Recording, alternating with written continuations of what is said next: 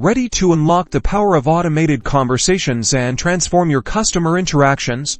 Let's dive into creating a seamless chat flow in Aisensy. First, log into your Aisensy account and navigate to the Chatflow section on the left-hand side of your dashboard. This is where the magic happens.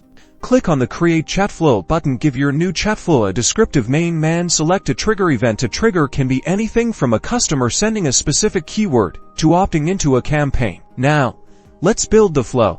You'll see a variety of nodes on the left side of your screen. Send message lets you deliver text, images, or even videos. Ask question prompts users for input. Condition allows you to create branching logic based on user responses. And action performs tasks like assigning tags or updating customer profiles. Drag and drop the nodes you need onto the canvas. Connect them with arrows to design the conversation path. Use the condition node to tailor the experience based on user choices, guiding them down different paths based on their responses. To configure each node, click on it for a send message node. Write your message and images, and even include interactive buttons that trigger specific actions or lead to other parts of the flow. Experiment with the options to create a dynamic experience.